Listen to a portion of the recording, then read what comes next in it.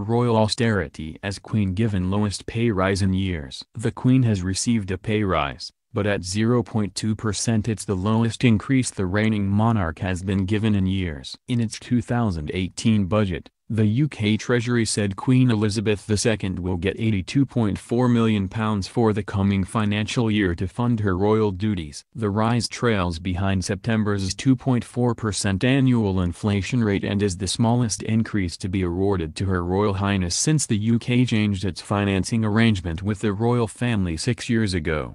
Known as the Sovereign Grant, the package funded by taxpayers is given to the Queen by the Treasury and is 25% of the revenue from the Crown Estate. Paid 2 years in arrears and reviewed every 5 years, it is given in exchange for her surrendering all profits from the Crown Estate to the UK government. The Crown Estate is made up of a large number of properties owned by the royal family, including the entire UK seabed, almost all of Regent Street in London's West End and Ascot Racecourse. Each year, it costs around £300 million to run the British monarchy, made up of both public and private funding. The Queen, who is the longest reigning monarch the UK has ever had, receives a substantial amount of private funding from the Privy Purse. This money comes directly from the Duchy of Lancaster, the private estate made up of land and properties which is held in a trust. The Queen is in line for a near doubling of her income to more than £82 million due to a government decision to increase her funding to cover essential works to Buckingham Palace.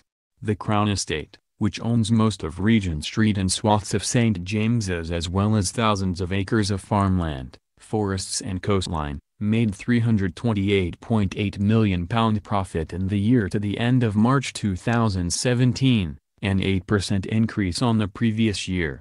The Queen's sovereign grant, the amount she receives from taxpayers, is calculated as a percentage of Crown Estate profits. In November, it was announced that the percentage would rise for 10 years from 15% to 25%. The Queen's share of the last year's profits will amount to £82.2 million, but she will have to wait until 2019, as her income from the estate is paid 2 years in arrears. Last year the Queen's take was £42.8 million, and in 2012 it was £29.1 million. The rise was agreed to fund the £370 million refurbishment of Buckingham Palace, including replacing the aging electrical and plumbing systems with their vulcanized India rubber cabling and ancient toilet cisterns. The public cost of the monarchy excludes those of security, which are not revealed. Details of the increase were released as Buckingham Palace accounts revealed the royal family last year spent £4.5 million on travel. The most expensive journey was aboard the new government Voyager state jet, introduced by former Prime Minister David Cameron for official government and royal family use to save costs. Guardian today, the headlines, the analysis, the debate, sent direct to you. Read more. The accounts show it cost an estimated £154,000 for Prince Charles and the Duchess of Cornwall to hire Voyager on charter for a week-long trip to Romania, Italy, and Austria. One official said the bill had not yet been paid, and may yet be reduced as it was an estimate. Palace officials believe it will prove to be value for money against the cost of commercial charters. The royal train, used only by the Queen, the Duke of Edinburgh and Charles, proved to be mile for mile the most expensive form of travel. Prince Philip, who is at the end of the summer, ran up a bill of £18,690 by taking the royal train to Plymouth, Devon, to attend a dinner at the Royal Marines Barracks. A 2-day train journey by Charles from Windsor to Lancashire, Cumbria and West Yorkshire cost £46,038. The train was used on 14 occasions last year, and costs between £800,000 and £900,000 a year. An official said it was good value for money and, although not the cheapest way, was better in terms of safety, security and convenience for the elderly royals. Prince Charles also spent £73,297 on a private charter to attend the funeral of Shimon Peres in Israel, and a further £72,756 on a charter for him and his wife to pay an official visit to Muscat, Abu Dhabi, and Bahrain.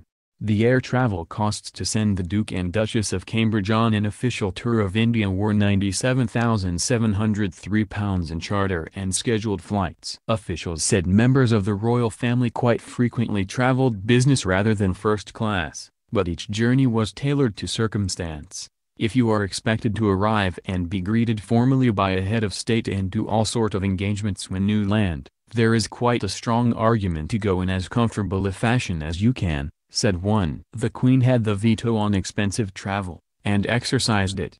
Of the cost, Sir Alan Reid, the keeper of the Privy Purse, said, "It accounts for 65p per person per annum in the UK. That's the price of a first-class stamp." When you consider that against what the Queen does and represents for this country, I believe it represents excellent value for money. The funding increase to cover improvements to Buckingham Palace was decided in a review by the Royal Trustees, the Prime Minister, the Chancellor and Reid. Officials have said the repair work, which is set to take 10 years, is essential to avoid the risk of catastrophic building failure. MPs voted 464 to 56 to approve the change. Two Labour MPs, Rushaina Ali and Dennis Skinner, and all SNP MPs were among those who voted against. Republic, which campaigns for an elected head of state, published its own report on royal expenses and claimed, when security and other costs are included, the annual bill for the monarchy is nearer £345 million.